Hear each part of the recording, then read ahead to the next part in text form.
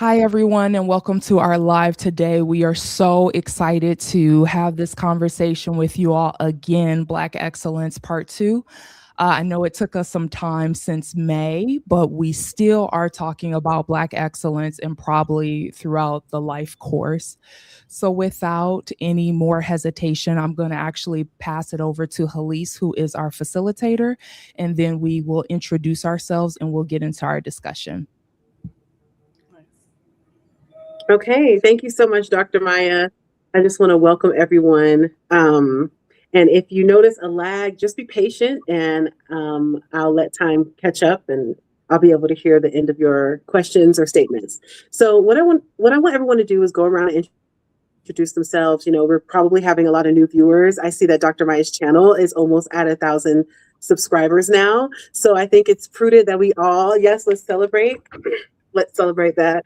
I think it's prudent that we all go around and introduce ourselves, where we're from, maybe a fun fact or something like that. And then Elyse, I want to start with you, or maybe end with you in introductions and have you kind of just talk about where your head is at in terms of Black excellence now, since we had the conversation, because you were kind of the catalyst of the conversation. You talked about it on your channel, and now we all came together to discuss it, brought in more voices and more perspectives. So I'd like to know where you're at now. So maybe we'll start with someone else and go around and we'll end with Elyse.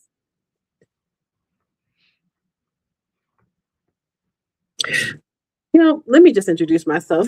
It's like, why don't you just start? Okay.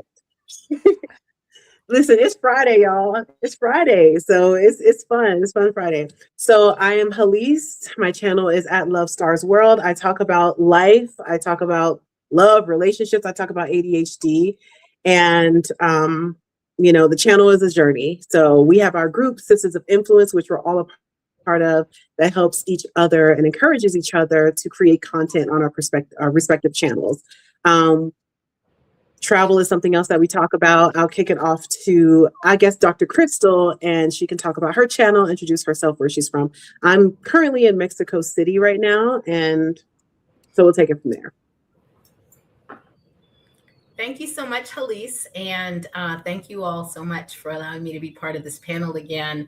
My name is Dr. Crystal Harris. My channel is On Sabbatical with Dr. Crystal, and on my channel, we talk about career reinvention and taking time off the rat race to excel in all things rest, pleasure, joy, peace, freedom, in the form of international travel. I am joining you today from Bangkok, Thailand, and I am legally a resident of McDonough, Georgia, and also don't really know much about Georgia because I spent 27 years living in Chicago, Illinois, retired to Georgia, and got on a plane 7 days later for Europe. So I'm still trying to figure out when I'm in Georgia what's going on. But anyway, so that's me. Dr. Maya. Or Dr. Davia. Go ahead. Hi, I'm Dr. Davia, and my channel focuses on work-life balance, wellness, and wine. And I've been doing most of my content lately on Bangkok because I actually moved there. I guess it's almost 6 months now. I can't believe that. But I am home for the holidays, and Dr. Crystal is at my place. So I am really glad to be back here and glad to be in this conversation. How do I feel about Black excellence? I think it's something that stays with us even when we're trying to release ourselves from it. I've been consistently saying, I'm really trying to slow it down. I'm really trying to take it easy. And no matter where we go, we put it on ourselves, even if someone's not expecting that from us. So I am going to hear Dr. Crystal and hear others say, take it easy, slow it down, be in rest. It's not my nature to be that way. And so I'm really pushing myself and other people around me to say, let's slow it down a little bit. So,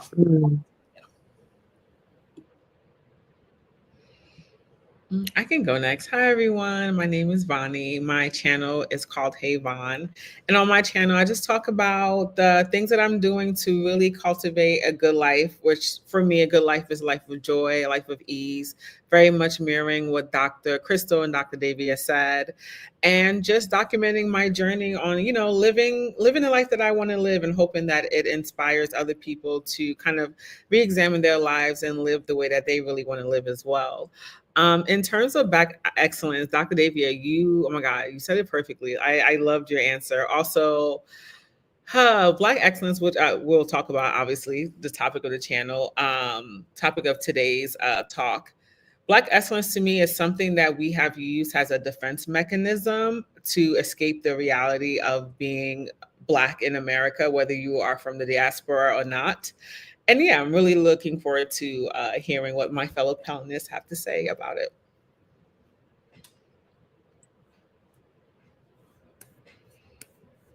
Okay, I guess I'll go really quick. As you all know, I'm Dr. Maya. This is my channel, Fly Like Me PhD. So glad to have you all here, and happy birthday to Dr. Davia's husband. Okay, show up on Bay's birthday. Like, thank you for that, for real. And yeah, so you all know that my channel is about encouraging, motivating Black women to travel or to live abroad. Very important to me. And in terms of where I'm from Detroit, Michigan. And I think that Black excellence is a topic that probably all Black people grapple with, and it's an important discussion for us to have. I love what Vonnie said about it being a defense mechanism. I think like a buffer, a protection, oftentimes that we feel like it can protect us from negative stereotypes and mistreatment, but sometimes it doesn't. So with that, I will pass it off to Elyse to end it for us with the introductions.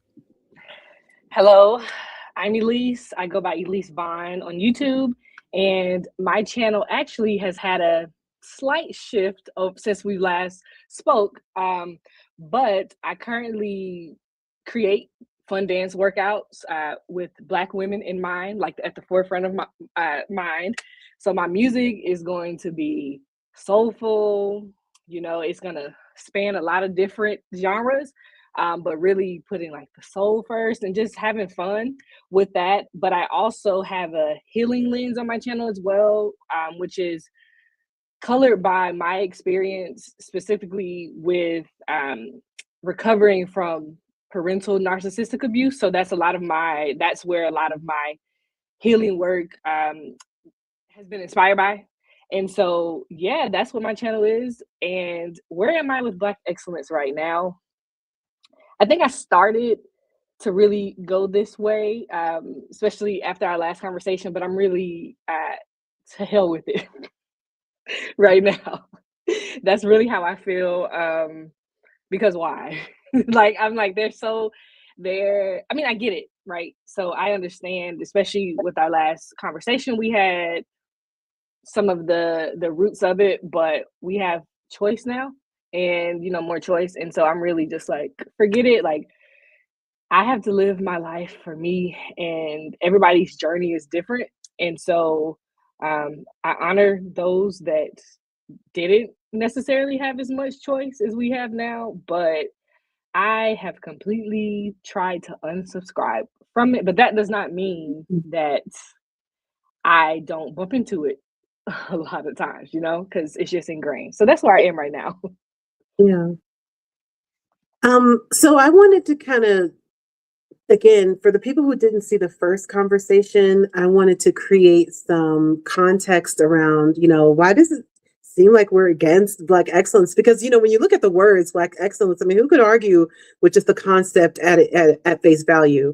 I mean, Black is excellent, and we're excellent at so many things across the diaspora. Why would those two words together be something that we're moving away from, that we're escaping from? What we've decided is that, just like Vonnie touched on, despite its roots, in the first conversation, Dr. Crystal, you did an amazing job of talking about laying down the foundation of why this mattered so much for our survival within the context of the United States, especially. during certain periods of history and how we've had to build on that. But now, Elyse, you're talking about how we have a choice now because, like many things under capitalism, and I hate this, but it seems like this is kind of where we realize that these things that are supposedly meant to be so good for us, these dreams that we're supposed to strive for, are actually these like American dreams that can never actually truly be attained. And even when you think you've so-called made it, there's always something to remind you. Like, I think, who said this? Kanye said this, even if I'm rich or something, I'm still in a Benz. You know what I mean? I think that this is the foundation that needs to be laid for the part 2 of the conversation, that we've decided that Black excellence has turned against us in a way that has caused us to burn ourselves out, look down on others, be anti-Black and act some of those anti-Black ways out in many ways. And at least you talked about your channel taking a healing turn. I actually think Black women's healing has to do with contending with the internal and external pressures of Black excellence. So let's go around and, whoever wants to jump in and talk about that, like, what role do you feel it has in healing?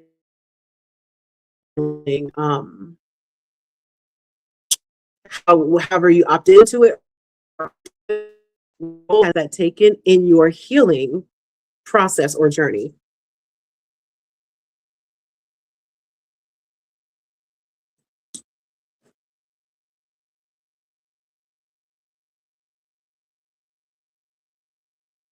I'll be happy to start. So in the previous episode, I talked a lot about the pressure that I felt that I was under as an engineering student, as a doctoral student, and I would say even as an educational leader in the academy. When I stepped down and decided to opt out, I had to untwist myself from 9 hats, 9 responsibilities, one of which, of course, was teaching, leading the department, so on and so on. And for me, I think it took several years. Like, I knew something was drastically wrong. I just didn't know what it was. And then even once I realized what it was hard for me to admit that I had put myself in such a position. So like, I blamed myself for the amount of dysfunction that I was experiencing and the negative ways in which it was impacting my health, mental and physical, and even my relationships. Honestly, I would say that once I came to that realization, I would say this is a gradual process. It took me a while to unlearn those societal pressures and to do something about it. And so if anybody is taking this news, kind of, I don't know, skeptically, or just like, you gotta be kidding me. What are we supposed to be aiming for if we're not on the Black excellence track? What else is there? And I actually think some of the best work, the most legacy, the work that will really contribute to my legacy as an educational leader happened after I put aside those hats and started just working on the projects that were important to me and teaching in a way that was transformative for me and my students, like taking more risks in the classroom, investing more deeply in student assignments and student projects, and encouraging them to also look at their education as something that they own, they control, as a tool for liberation and freedom. A lot of this was in me, but I was afraid to do it in the previous I was there 18 years, in the previous 17 years. And so transform that into today. I'm still really helping people redefine like their life and their career. I call myself a career redesign strategist, because sometimes we can't even see what we should be doing until we let go of the bullshit. I don't know if Dr. Davia's channel allows me to say that word. But anyway, so you got to kind of like be able to call the BS in order to step away from it and tease out where is the lane that I really want to be working in. And so for me, I'm now focusing on still coaching people who are pursuing academic careers. I have 2 new clients starting, for top of the year that I'm just now onboarding. I also am really passionate about international travel and career breaks and taking a sabbatical. even a self-funded sabbatical. It's so worth it to me. And so to me, today I'm defining what I want to be doing in my next chapter of my life is how am I excellent in the things that matter to me? How am I really pursuing what is going to bring me joy, me peace, me power in terms of this next leg of my life? So I'll leave it there. Wow. Thank you, That was Dr. such a powerful question.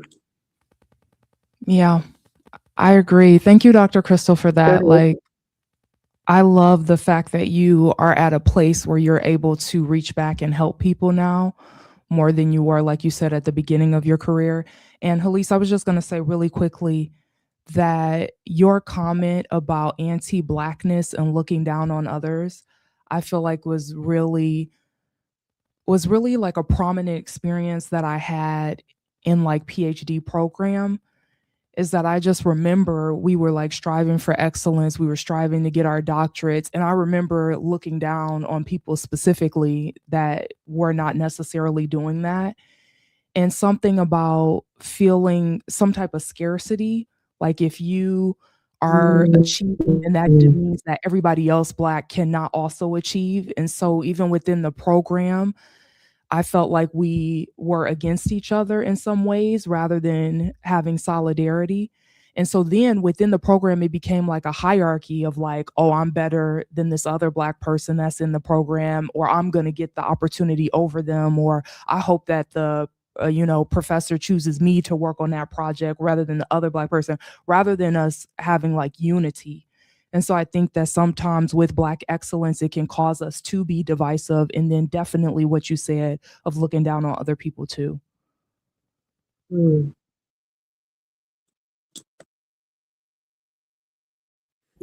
Yeah, so I wanted to put a pause there to see if anyone else wanted to jump in. Dr. Davia, are you jumping in? Yeah, no, I unmuted. Yeah, I unmuted only because I am a little bit processing what Dr. Maya just said, because my doctoral experience was just so opposite that. It's like, it's an interesting thing. And maybe because we're in an EDD versus a PhD, in the sense that we knew there's only a handful of educational leaders of color. And so the three of us in that program were like thick as thieves. And we were making sure, like, where you at? Pushing each other, talking to each other every day, because there's so few leaders. Not that there are so few in PhD programs, but it's such an interesting way of looking at this idea of Black excellence. I think we put it on ourselves in the program to say, they're looking at us, which means we cannot show up less than. We have to be ahead of schedule. We have to be, and no one was saying that to us. That was us putting that pressure on ourselves, but we were doing it in a collective and in a supportive way, but there was still this outside pressure. And I think what I appreciate by Dr. Crystal's comment is that the excellence that she is striving for, and that we should all be striving for right now, is self-defined. It is not this outside pressure saying you have to do this. It's you coming up to yourself and saying, this is what I'm doing right now for myself. And these are the goals I'm setting, regardless of what society says, right? And so if it's, I'm going to lay my ass on this couch for an hour, which is something I don't normally do, then that's going to be how I'm going to be excellent today. And that's going to be okay, right? Which is something totally different from what we're used to doing. And so I love the idea of it being self-defined. I love the idea of it being more collaborative and community-based, and more of a give back to move forward. I mean, I feel like that's what we continuously do, but that it doesn't have to be someone saying that you have to jump to this hoop to get to the next place, and that, for you to thrive, you have to be hitting these markers or hitting these KPIs and all this other shenanigans. So I definitely am in a space of like a reflective practice, because I've left one job and transferred into another whole culture and community. And I think the pressure that I put on myself is really just about showing up great, because that's what I know to be. And so to give myself time to make that happen, it's hard right now because I feel like, oh, everything's going well, but it's still not going well enough. Like I'd like it to be it to be better, and I had this conversation earlier with my husband. He was like, bro, you've just been there 6 months. How can it be better? I was like, because it can be, because it can be. He was like, but it's still good. I was like, no, it is good, but I would like it to feel more comfortable. Everything is just so new. So yeah, I love the idea of it being self-defined. I say all that to go right back to that point, is that we will create for ourselves what Black excellence is, and that will give us the the way, our own path to follow, which is a little bit easier than everyone else's pressured path that they put on us. Mhm. Yeah. Would anyone else like to add to this? We talked about rest, and as Dr. Crystal was giving that amazing question, like putting that question out there of like, I am asking myself, what do I want to be excellent at? What do I want to be excellent at? What is going to bring me joy? I'm very used to that way of thinking, but I realize to a lot of people, it may sound like pretty self-centered and like, well, what about community? And what about, serving? And like, so what does anyone want to speak to? Like, what about the pushback on centering yourself in this conversation and what you want to be excellent at and what you want? Elyse. Well, I do have a question. How did you come to that? Have you just always had that in your spirit? Did you learn that from those around you? Like, how have you said you've always approached it from that lens? So I'm just curious how that Me, happened, since most of us don't have it that way. I think that number one, being the youngest in the family, like I didn't have to be a caretaker to anyone. And I'm realizing that family paradigm and dynamic can really affect the way that you relate to others as you grow up in the world. So I didn't have to tend to anyone else or care for anyone else. And I was really kind of taken care of and kind of nurtured in this way. So, and also in my household, we didn't talk about Black excellence.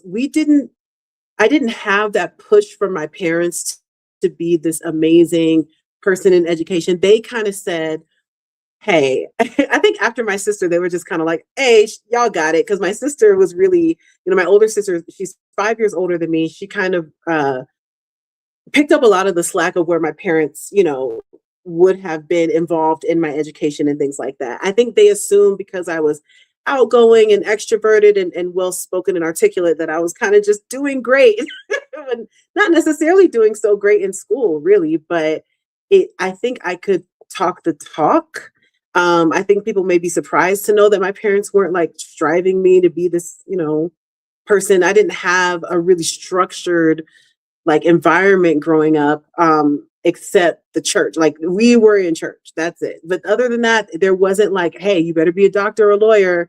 Hey, you better impress these people. Hey, we're going to this, we talked about the debutante balls and things like that. I didn't have those kinds of pressures from my family, even in terms of marriage and kids. They weren't asking me, hey, when are you going to get married? And, I need some grandbabies like that. Those kind of pressures weren't there. So even though we were a Black family that was like, I think middle class, lower middle class, just like a lot of Black families, I didn't have that extended family and that kind of like that big mama's house every Sunday experience. Like I didn't really have that. So we were kind of on our own. And me and my sister were just people who I guess we just thought so differently. And growing up in Columbia, South Carolina, we were really outliers in a lot of the ways that we thought. And I knew I was weird. Like I already knew I was different. So I think that I just never had that. In fact, I feel like that was more so something that I had to try to cultivate and learn, which is to think about the collective, you know what I'm saying, when it comes to making my decisions. But I default to kind of just thinking about myself. So I think it had to do with that initial family structure and things like that.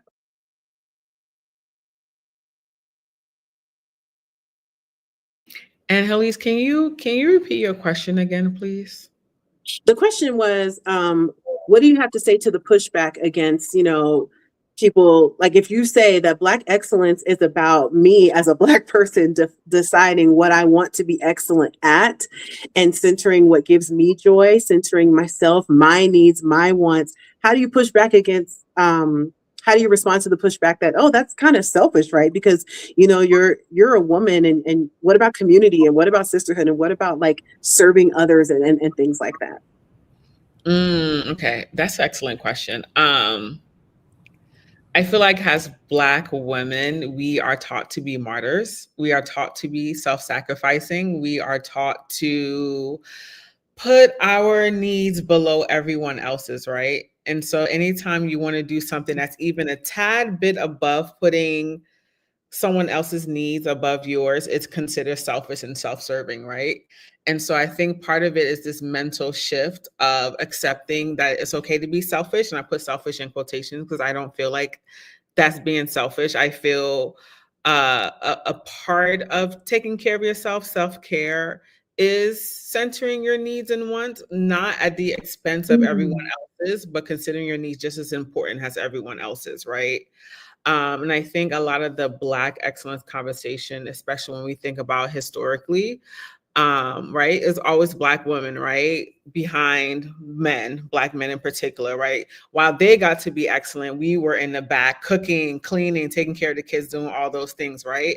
And that form of excellence was never has valued or has talked about much in history books, right, compared to like the men who were on the front lines, even to this day.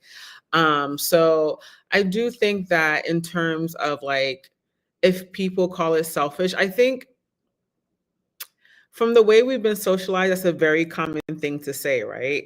It's a very common thing to, anytime you're doing something against the grain, you're considered selfish, right? Especially if you're a Black woman. So I think a lot of it has to do with tuning out that noise. And like Dr. Davia, you mentioned like really living your life for yourself, like considering what's excellent to you.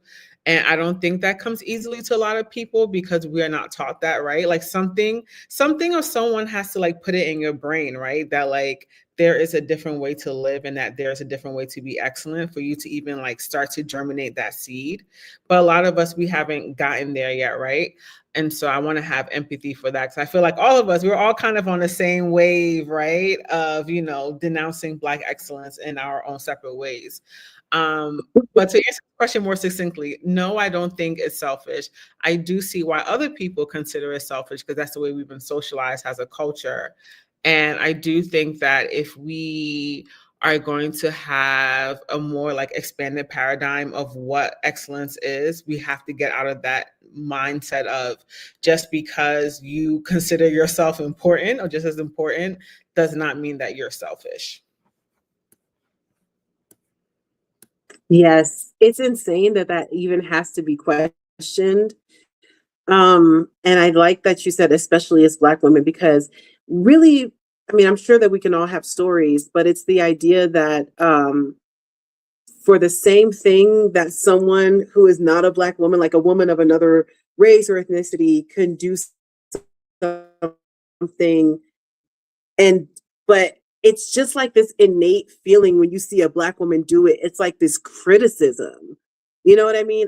I don't know if I can think of any exact. I can think, okay, let's say if there was like a public divorce or something, and the woman took half, just something really simple like that. It's almost seen as like, oh, that's what you're supposed to do. In certain cultures, like, oh, that's what you're supposed to do. Like if it was like a famous man or public figure.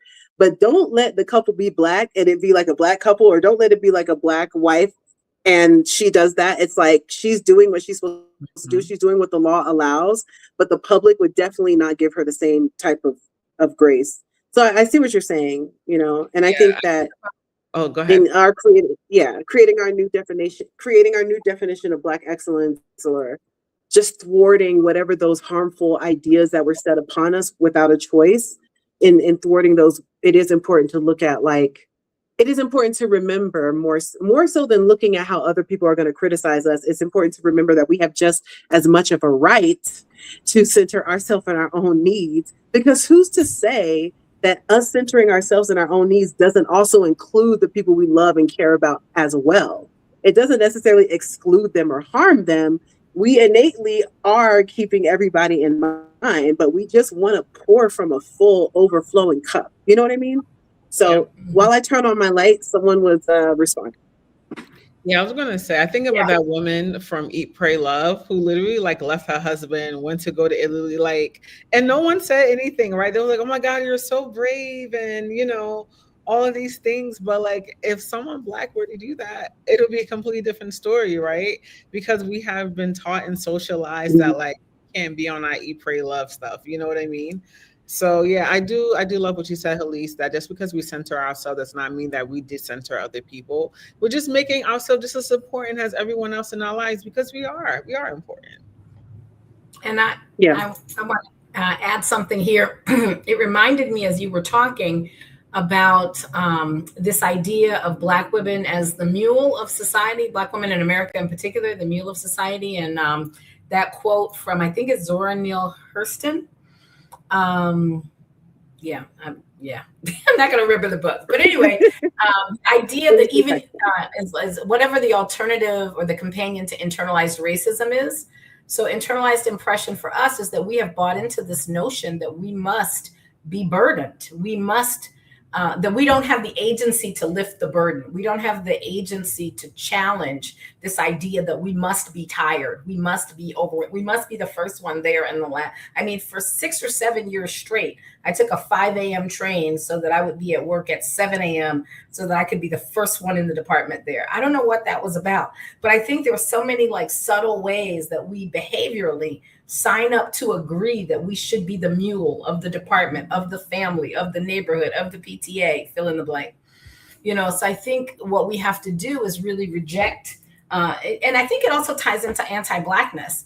We allow ourselves to put that mantle on because we feel like we can't give ourselves permission to not be perfect, to not be on all the time, to not do to refuse to say yes when someone asks you to do something, when you already have more on your plate than you do, requires us to have a level of agency and self-concept that says, no, I deserve freedom, peace, that afternoon nap, just like the next person. I don't think there's any other racial group or gendered racism that impacts what other groups are expected to do, like the Black woman. I mean, we have to own the fact that in some cases, I don't want to be speaking absolute, we have to own the fact that we have bought into the fact that we are the mule on our job, in the family, whatever, fill in the blank. So I'm curious to know what your thoughts are about that. I'd love to ask, do you all think that has something to do with age? Because I feel like young folks are like, nah, I'm not doing any of that crap. Y'all on your own with that. Like y'all made that mess. I'm not dealing with that. Because I feel like anybody 22, 23 and down, they're like, we're not doing that. We're not. And older folks, I hate to say that, I'm an older folk person. Mm-hmm. We just continue to like, all right, we're pulling away. I feel like I'm enlightened enough to be around people who are like, I'm no more of that. But I do feel like there's a difference in a group of age of folks who are like, young people are like, that mess is y'all mess. That's not our mess. Yeah. We're not owning that. We're not taking it on. All of that. Bye with that. So it's like, oh, that's such a valid point. In the other episode of this topic, I remember, I forget what the comment was, but one of you all said, get someone else to do it. I learned that from my millennial age children. Yes. I feel that sounds like something I said. Yes, they observed the way I was working. They'd be like, just say no. And I would give them, I'm at home rehearsing all the reasons why I can't say no. And my daughter in particular, she'd be like, absolutely not. Absolutely not. Just say no. My daughter's like, just don't. In fact, you don't even have to answer the email. You have to pick up the call. Why are you reading that? She's like, if it's after 7 and you don't work after 7, why are you reading it? And I'm like, I don't know. I feel like I should. She's like, I mean, good luck with that. I was like, damn. So thank God for generational shifts. I love it. I'm here for that for them. I'm here for that for all of us, for sure. But I just think it's interesting that it definitely feels like certain generations are more inclined to continue on this path of Black excellence, and others are rejecting it left and right and saying, no, not me, that's not for me. I think it's interesting. Yeah, it's interesting that you asked that because what came up for me while Dr. Crystal was speaking was the fact that I've seen so many women in my life, like women older than me, who have made themselves the mule, and I've seen how that's turned out. And a lot of, not all, but a lot of them, even if they don't maybe consciously recognize it, the things that they say, I can tell that maybe they have some regrets in which they did things differently, even if they aren't really aware that that's what they're putting out there. And I know, for me, to get a little more personal, my grandmother, my maternal grandmother, I never knew her. She passed away from a massive heart attack at 45. And all that I've heard about her is that she was like, she did everything in excellence. She had this degree, she did this, that. And I've always wondered, especially as I've seen it in my mother and other women in that age group, I'm just like, I wonder if some of that was all of the massive stress that she was under and everything. And I've just, I kind of was kind of forced into starting to unsubscribe from Black excellence. But in that process, I have realized, like, oh, I don't think a lot of these women that I've been around were as happy and experienced as much joy as they could. So maybe I want to try to do something different. So maybe, I mean, age, maybe yes, but also just like observing and being so self-aware, and like just having this knowing of, this doesn't, like, why do we have to do this? Especially having so much access now to see what other Black women who older Black women who never subscribed to it or chose to unsubscribe early, and other cultures and how they live, and it's like, maybe there are different ways. So I think it's all of those factors combined, at least for me. So that came up definitely. It's just funny you were asking that as well, because I was thinking about that in a different way too. So yeah. Dr. Maya, are there any comments? Are you Yes, reading there comments? are comments. I'm glad that you mentioned that. Yes, there are comments. Okay, I have you all. Just going off of Elyse, what you said, Dr. Crystal had wrote about striving for Black excellence will take you out. And unfortunately, Dr. Crystal's mom also had a massive heart attack in her 60s. Sorry to hear that, Dr. Crystal. And Dr. Davia also mentioned that stress can kill you. And we know so many people that have died on the job or didn't even finish the job or after the job as a thing, for sure. And then we have a comment that not to mention that no is a complete sentence. And I just wanted to mention with this comment, you all, I had learned this too, that no is a complete sentence. And I feel like it's kind of difficult to implement as a woman. A lot of times you like feel the need to have an excuse, like, I can't just say no, right? Or just something as simple as like, I just can't ignore an email. I could completely understand how that would be anxiety provoking. So I think if you want to just take steps to saying no, you can start off with no and give your excuse if that's how you feel. And then once you get more comfortable, then you can just use no as the complete sentence. And then maybe you could get to Dr. Davia's point or just ignore the email altogether if that's what you need to do. But maybe it needs to be levels. Maybe we can't just go from having all of these excuses to being like, no. And no. Like, I just think that's difficult. So maybe just build up to that. And then we have a comment. Dr. Jenkins Williams says, I believe that imposter syndrome makes you work harder to achieve. And I do believe the younger generation has a different mindset. And then we have a comment from Jay that said, thank you for your insight, Dr. Crystal. And I just wanted to add one more thing, and I'll hand it back over to you, Helese. Prior to this, we had Dr. Davia saying that we all have the right to center ourselves. And we had Dr. Crystal mentioning when we show up as excellent in our own unique ways, bringing the joy, power, and peace, the community is served, all caps. So love that.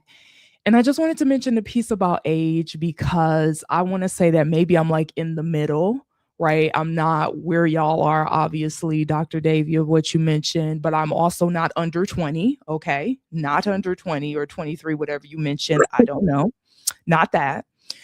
And I would say that I think that there's this point of like being in the middle, like being in the beginning. I was very much like Black excellence. Like you all know, I have the PhD, so I was working super hard. I graduated in 4 years. I got tenure track. I was doing everything that I needed to do or that Black excellence told me I should do to be excellent. And then what Elyse mentioned about like looking around at other Black women, I saw people super stressed out. I remember talking to my advisor. She seemed super unhappy with her life all the time. There were a few people that died in my program, professors, while I was there.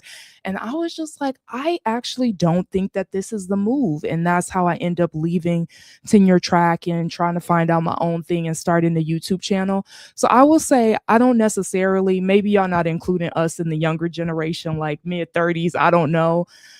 I don't think that I'm like 100% not invested in Black excellence. I think that to a certain extent, I started off very invested. And then I did the Elyse. I started looking around and seeing what was going on, people being super stressed. And I did not want to get to the point of being 60 and like being super stressed out and not being able to enjoy my life. So I like put a halt on Black excellence. And now I'm like, I don't actually know, y'all, what my life looks like for the future. I'm like, do you go back and just be like boundaries and say no and not answer emails? Do you continue on like trying to be an entrepreneur, but like, dang, that'd be hard? Like, I don't know. I'm like right there of like, okay, I tried to not do the Black excellence thing anymore, but what's the next step? They didn't tell you after you opt out what you supposed to do then. You supposed to self-define. That's what we said. We brought that up. We supposed to self-define. Supposed to self-define. That is exactly what it is. You don't. I'm like, Maya, why is your paper blank? What's your definition? I like. But see, that's us being caught in this, you know, in the stereotype of this is what we have to do and this is where we have to go. Like it's so hard to free ourselves from that. We are just doing, living, being. That's what we're doing right now. Dr. Maya, it's going to be fantastic. Wherever it is, you're going to go for it. It's going to be great. And you're going to be the best at it because that's who you are, right? You're going to show up that way because that's who you are, but not because someone said, for you to get this thing, you're going to have to jump this hoop. No, we're not doing that anymore. We're not going to have them keep moving the bar every time we hit the bar and then they move it and then we hit it and then they change it and then tell you something else and you hit that. And then you hit everything. Like you, no matter what we do, we hit it because that's who we are. We know how to press. That's what we've learned. That's what we've been taught. And you have to be okay with saying, I'm setting the bar. I'm going for it. And whatever the hell it is. And it's okay. Right. That is my conversation to myself. I'm just going to saying that to you because I'm saying that to me. It's going to be fine. Whatever I hit, however I show up, it's going to be great. That's that. Not because, you know, the world says it has to be this way and Black women got to do this, that, and the other. I love that Black women are taking a break. We're like, we ain't doing none of that for nobody. Good luck. Work that out. Y'all did that. We ain't do that. Yeah, we told you not to do that, but you ain't listening. So you're on your own. Thank you all that. And I didn't mean for this to be a therapy session. Like, no worries. You all out there in the world, y'all don't have to come and save me. I'm going to figure it out. Dr. Davia, thank you for love, the 30s and 40 girlies. Yes, I don't know where we are. Are we young? Are we old? I'm not sure, but that's y'all where right there. You're right we there. like right there in the middle. And Elyse, thank you for the purple heart. And Vonnie, shout out to you for I don't know either. I was going to say I don't know either. Because I'm very close to 40. And today I was just thinking about it. And I was like, what am I doing for the rest of my life or for the rest of the year? And I said, I don't know. Like I have plans. Like Elyse and I, we met up last month, and we talked about like my content creation, my creative journey, and so like I feel like I'm going to be working on that until the end of the year. When I think about 2026, when I think about my life beyond today, I was just like blank. There was nothing, and then I started to panic a little bit, right? Because like we mentioned, yes, living a good life, Dr. Davia. Yes, so like I started to think about it, and I started to panic a little bit, right? I'm like, wow, I'm really, really close to hitting 40, right? I have to start thinking about things, and my mind started to twirl. And then I was just like, I'm going to be okay. I do not know the future. No one knows the future. None of us have a crystal ball. For me to sit here and try to speculate a future that may or may not happen is useless. The only thing I can do is, like Dr. Davia said, continue to live a good life and continue to honor the talents that God, the universe, Allah, Buddha, whoever you believe in, has given me, right? And when I thought about that, I calmed down quite a bit. Not 100%, I'm not gonna lie, but I did feel a lot better in just knowing that like whatever happens, I'm going to be okay. That's the part of Black excellence, right? Like whatever happens, you're always gonna land on your feet. You're like a cat, right? You can fall from 20 feet in the air. You're gonna land on your feet, wag your little tail, and keep it moving, Yes. Yes. Dr. Crystal, were you going to say something? You came off mute. Yeah. I was just going to say that I think, so I was doing some channel analytics stuff. And what I have envisioned for my channel is that it's for women 50 and up. And I think I've even said that in some places. But according to the YouTube analytics, the people watching my channel, you know how they have the age brackets, are in their 30s to 40s. And I just learned this yesterday. But here's the thing that I love is that in my mind, you have to be the mule for 20 years before you will accept the message that you should be out in these international streets taking a year off. Like, says who? Says me, but check it. I'm wrong. These 30 somethings and turning 40 somethings is like, oh, hell no. How I want the script. I want the template. How do I get out in this hellhole to take a year off and travel internationally? So I really, I had a come to Jesus meeting with myself yesterday when I saw that. I was like, look at that, But anyway, so I have to do some thinking about, what the box that I am putting our, brothers and sisters in, saying that, you got to be 20, 25 years at the plantation before you can take a year off. So I love that that this reckoning is happening earlier and earlier in society, at least amongst our folks.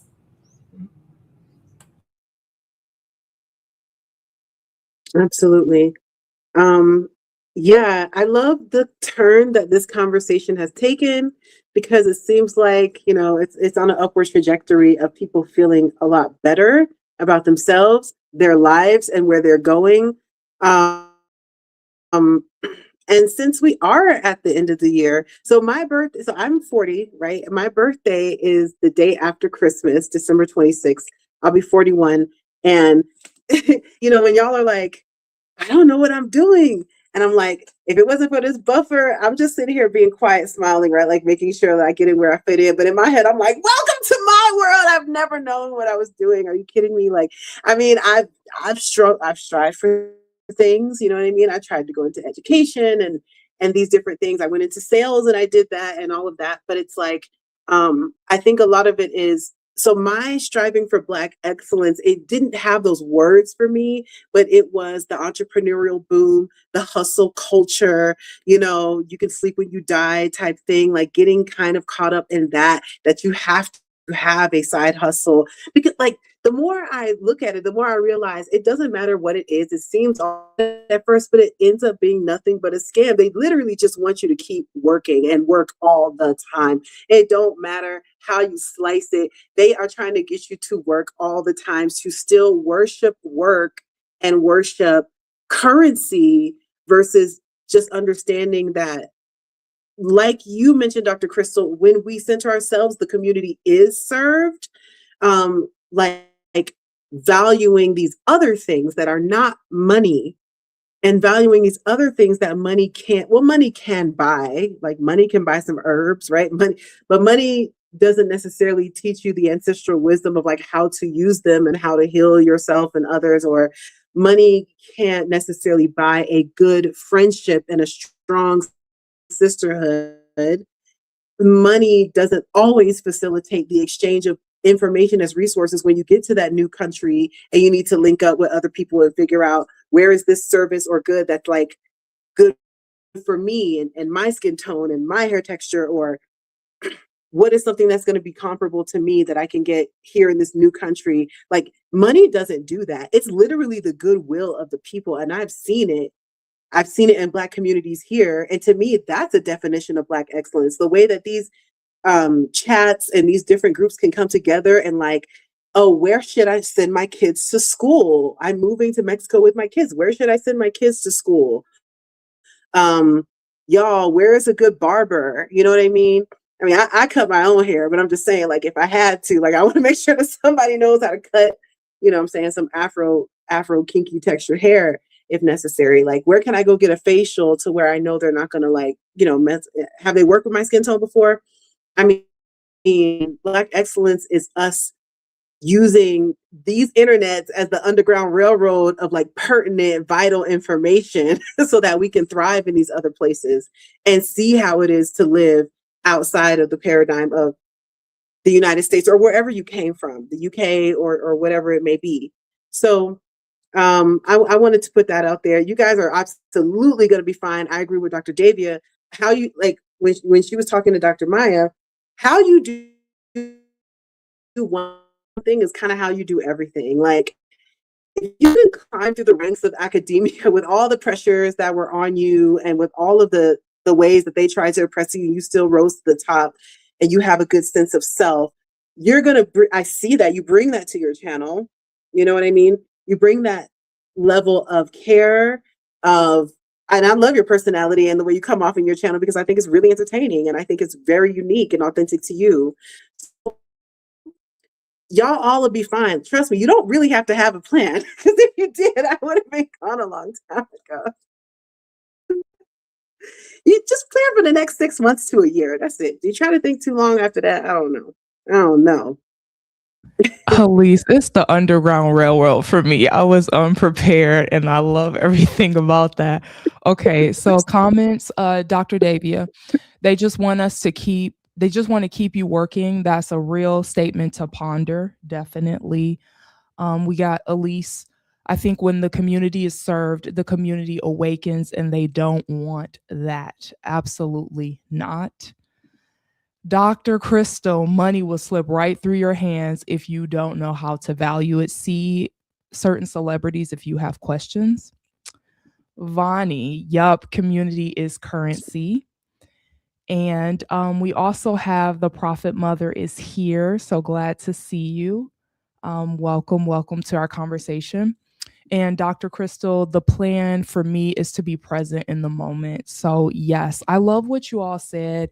And I think that it's interesting because like you can see how we are as regular people, how we run our channel, right? Like Dr. Davia has already told me today that she's like, we're happy that you are practicing stretching yourself, right? Because the way that I run my channel is probably how I ran things in PhD.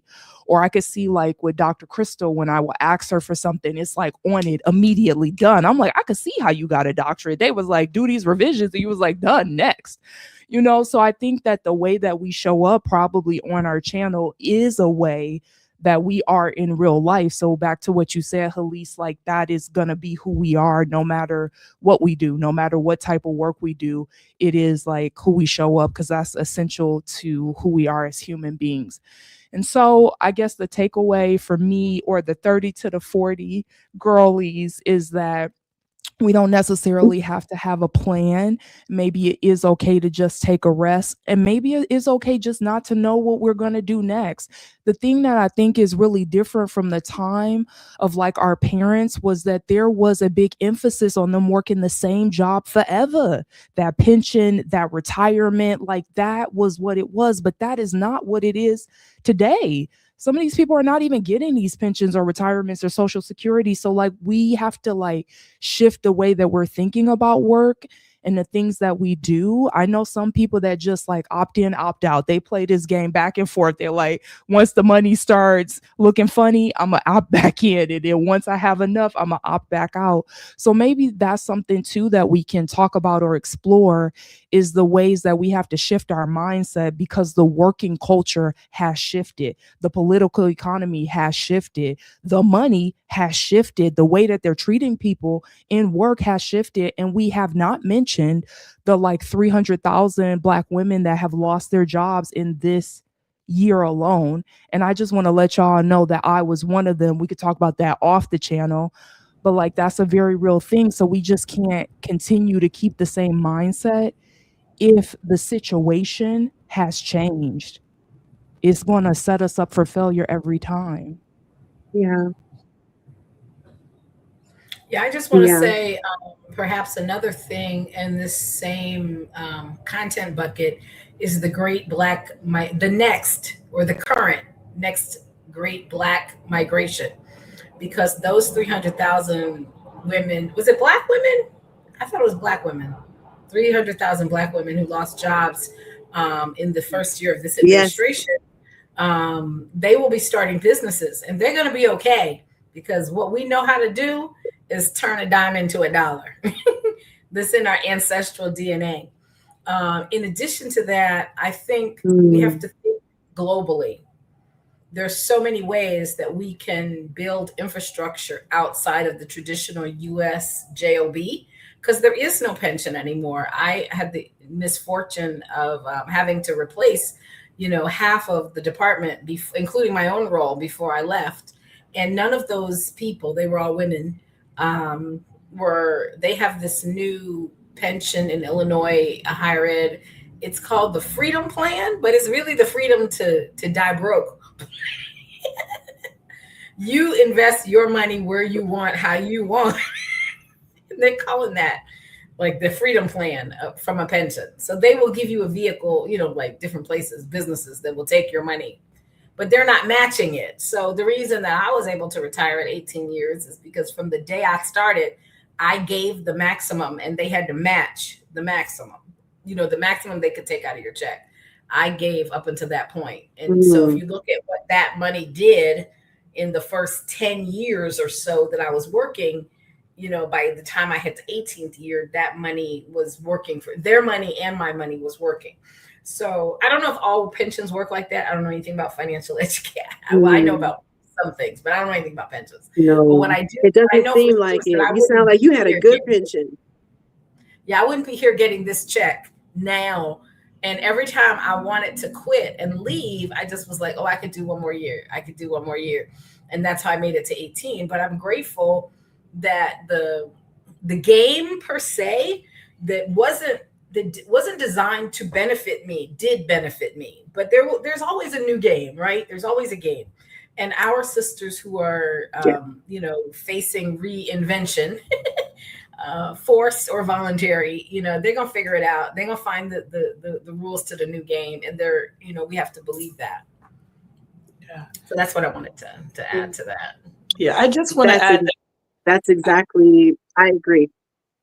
Yeah, the only thing I would add, and it really is to echo, is that there is something really interesting about this global connectedness that is happening, especially with people of color who are moving away. And not only people of color, but where I see it in our community is that, and Helese, you talked about it, when you are in another country and you find others, there's a lot of sharing. There's a lot of like, how do you do this? And how are you making money? Or where are you living? Or how are you saving? And just a lot of information sharing and gathering, and very, I won't say structured, but everyone seems to be moving in a direction that is like positive and forward thinking. And so there's not a lot of room for the nonsense that we might encounter at home. But what I have experienced is really just genuine connection, and people saying, oh, I can help you with that, or oh yeah, you could do this, or you can come here, and just really sharing. And so I do think as people leave the States and leave the lie that the US is the best things, the best sliced bread, it ain't. they will start to find that there are communities that will be supportive of each other and really just kind of be there for each other and lift each other up. And so that is the experience that I'm having. And I think that's the experience that many people who are transitioning out of the US are gaining, an expat community that is really about each other thriving in a life of ease, thriving in a different way, not the same hustle that we left.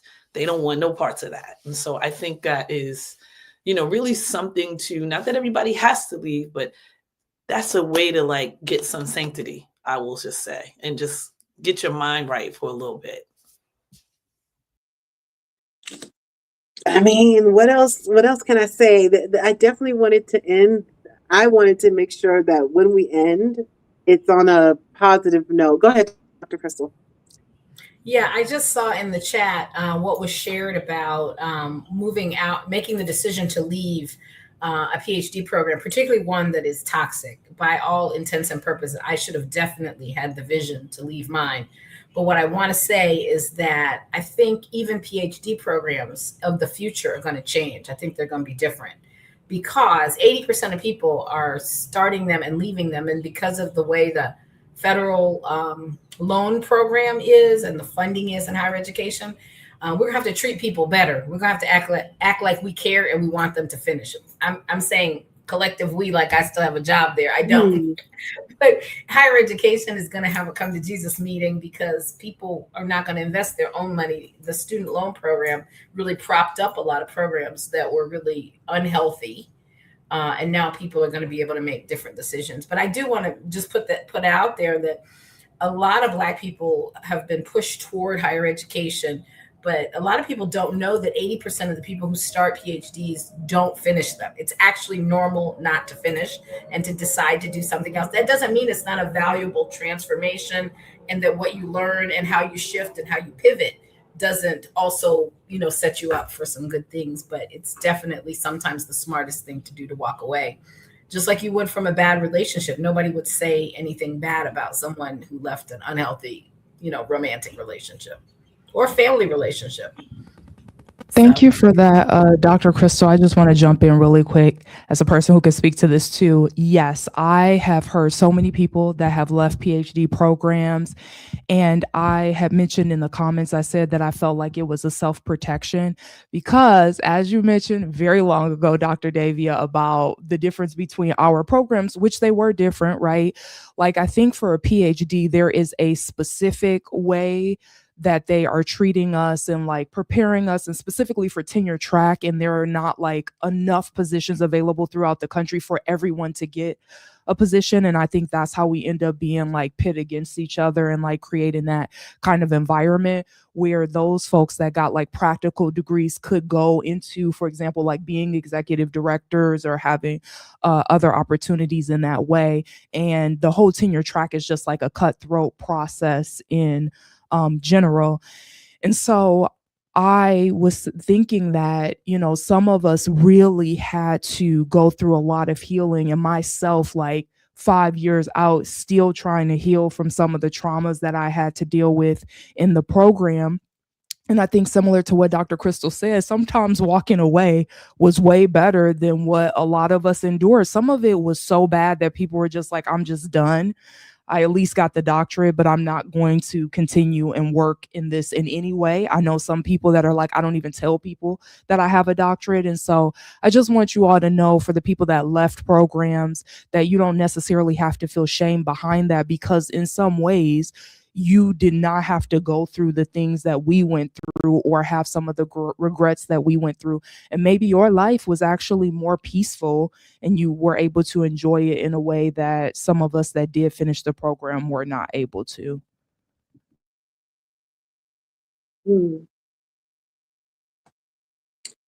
Thank you for speaking life and encouragement and,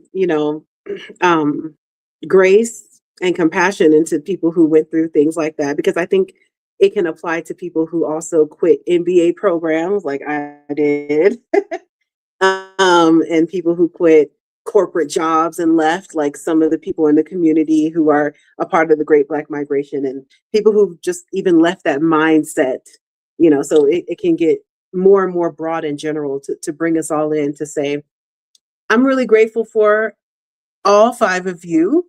I'm grateful for everyone who chimed in the chat, and I love our little group. I love your community on your channel, Dr. Maya. I want to honor them and all of our channels and what we're building. These conversations, they're going to inspire someone. I know I'm even opting out of the whole just internet excellence idea of like, again, and with the channels and the numbers and the things like that, because it's like at the end of the day, if I'm one person and I watch your video, I'm one person. And I'd be damned if you look at me like I ain't nothing because I'm just one person in my little life. Like don't mean nothing to you. So it's like, regardless, I love channel growth and I love the fact that, our channels are growing and things like that. But no matter if it's just a few people who have this conversation, it's healing in itself. It's important to think about these ideas. And I always just want to encourage all of you on your journeys. And I'd just love to hear like what's going on with you throughout life, channel or not. So to end off, does anyone want to say, how are we going to take some of these ideas with us into 2026, which is right around the corner? How are you going to apply some of these new ways that you're finding out what you want to be excellent at and apply them to your new year? So I'll start. As I learned, when I put it out there like that, I better start. So for me, one of the things that I really want to be excellent at is writing. So I'm still writing this book that I was writing, and as I was storyboarding it last night, I realized that this might actually be a series. It doesn't really feel like a book anymore. It kind of feels like a streaming series or something like that. So I don't know. I'm just continuing to work on that. I want to continue to work with herbs and everything like that. I've been studying herbs and herbalism. So I personally want to be excellent at being able to heal myself and what I'm going through with herbs and natural medicine and things like that, and relaxation, sunbathing and things like that. I want to get better at just making sure that I step out of my comfort zone more in terms of, okay, so I moved to Mexico City and I'm so happy, but how can I explore more of this country? Just, maybe a short or small weekend or day trip at a time, and to deepen my understanding and of this country itself. And also getting better at, I know I like talk so much junk about planning, but getting better for at least planning to the end of the year, like a few like major trips, 2 or 3 that maybe like international trips. So those are some of the things that I want to get better at. I also want to continue to be someone who looks within, exhibits compassion to people, and just be a better person overall. So that's what I'm looking at. Come the end of 2026, when we look back, we would have accomplished our goals. So we're already speaking that into existence. So that's where I plan on being. So anyone else can start, and then we'll say our goodbyes.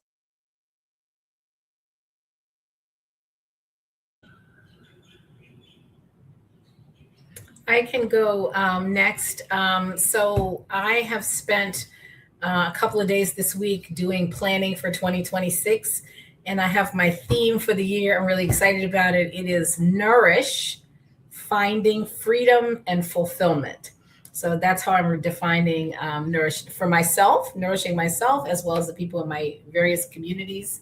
And I'm really excited about this tour. I'm a week in Southeast Asia. So actually, I'm going to be in Asia until early May. And then I'll be in France for the month of May and back in the US for the summer. At least right now, it looks like I'll be back in the US for the summer. We'll see what I can do about that. But at the moment, I'm missing my kids. I'm excited to continue to help people find freedom and fulfillment in these international streets. So I would love for people who are, new to international travel, new to slow travel, looking for a place to start. That's what my channel is about, helping people get on the road. And I'm excited about 2026. I am really thinking also about hosting my first retreat in fall of 2026. I don't know where it will be, but it's been on my heart for a while. And last year this year, 2025, I published my first book, and I'm publishing my second book as soon as I get back in June. So That's assuming I spend these months writing it like I'm supposed to. Anyway, so yeah, I just really appreciate being a part of this and finding fulfillment, giving yourself permission to find fulfillment and freedom is definitely my mantra for now, from now, probably till eternity, but at least for the next year. I think I'll jump in. I will continue to think about Black excellence through a self-reflective lens and really trying to center it and self-define it. I do think deciding what's excellent for me is all I can do for myself, and also to release myself of my own self-pressure, not the external pressure. Give myself the time to really balance that work and life that I want to get at. Like that work-life balance is something that I'm striving for, and I want to do a little bit more of that. Really sit with things not being just right, not having it all. It's got to be tied up in a nice bow. That's not realistic. And being okay with it not being exactly just right. So I'm easing into this new year and continuing to just experience what Southeast Asia has, keeping an open mind, and also really saying to myself that it's okay to go slow. It's okay. It's not gonna change the fact that I am right for the job. I am the right one for it, and whatever I bring to it, it'll be what it needs to be. So that's where I'm at right now. Love it. I can go next. That's such a great ending question, Helese. I think for me, I want to continue to interrogate the things that I do and why I do them, to make sure that they fit my definition of excellence, which is to live a happy life. The other day I was talking to someone, there's this whole conversation about like leaving a legacy and having a purpose. And I'm like, I think my purpose of my life is just to enjoy it. And so putting that as my North Star, what can I do to make sure that whatever decision I'm doing, obviously, I have to pay bills. We live in capitalism. But like, what am I doing to also make sure that I am fulfilling my life's purpose, which is to enjoy my life and to enjoy the people that I have in my community, and to make sure that they can also enjoy their lives, right? So I think for me, just questioning what I'm doing and why I'm doing it is really big for me in the upcoming year. Can you guys hear me? Okay. I had to change my Yeah. mic. So yeah, I am going to be, I would like to become more comfortable with not knowing what's next and releasing the anxiety of like, oh, I don't have this, I'm not here, I'm not there. And in the process of being comfortable with like, okay, just put one foot in front of the other, I am like going full force into my dance workouts because it's been really fun for me. And it's reigniting my love for dance, which I didn't actually realize I had put in a box. So yeah, like that's my plan. And just working through those anxieties that come up, because listening to you all, it's like, it's okay. It's okay.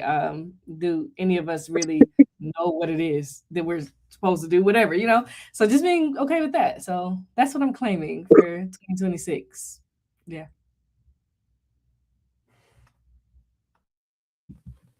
Okay, I will end it as the overachiever that I am. I learned so much from other people, and I've learned so much from my discussion from you all. So I just wanted to take a piece of what you said that really resonated with me. So I'll go with Elyse. For Elyse, I really want to work on continuing healing from family trauma. I think you and I have really, okay, maybe we have a trauma bond. I'm sorry, Elyse. I think we really bonded off of our stories and situations, and reading books together and really like learning things about each other.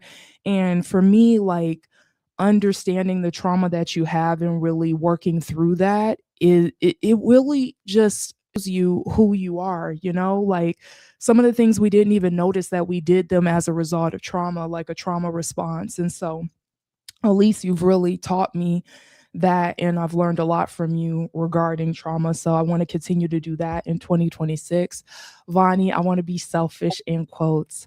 I have already been told that I might be a self-centered person, so that's a really wild statement to make. But being selfish in terms of just really prioritizing the things that I want to do in life and not necessarily thinking that Black excellence has to be that. Like, what is the thing that I want? I still got my paper out of like what is Black excellence means to me. I want to be selfish in that thought specifically of deciding and defining that for myself. Helese, Underground Railroad. I want to feed this Underground Railroad. Okay. I love something underground, secretive. They don't know, like getting people through. I'm all about it.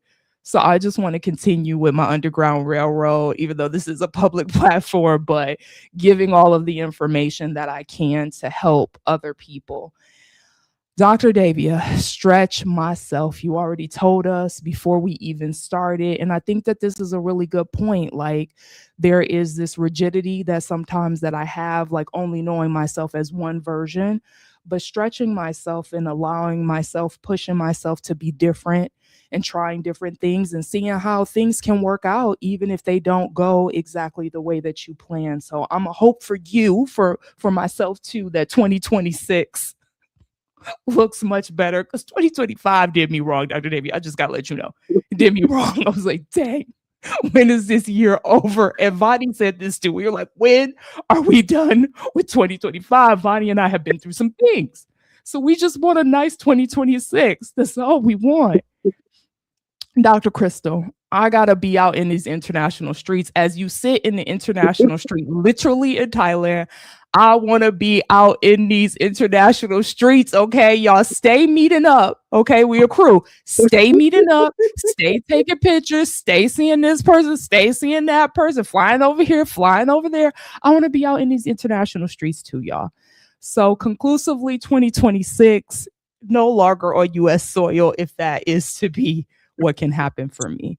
Yes. And thank you all for being here. And I'm so glad that we were able to end this year with this piece and with this time. And I'm going to still pass it back off to Helese because Helese is just our amazing facilitator and can always wrap that bow on things that we're not supposed to be wrapping. But because holiday time, why don't you just wrap it, Helese? Why don't you just wrap it, put a bow on it, and take I'm it, gonna put a Helese? bow on it. Listen, I got 3 words of advice for every single person on this panel inspired by Elyse. You said you're having fun doing your dance videos. Follow the fun. That's for everybody here. Whatever's bringing you joy and giving you that spark, follow that. That's how you know you're going to create the next best 20 years of your life. So 2026 for sure, it's already done. It's better than we could ever imagine. So, y'all, I don't know what else to say. Put a bow on that. Wrap it up. we out of here.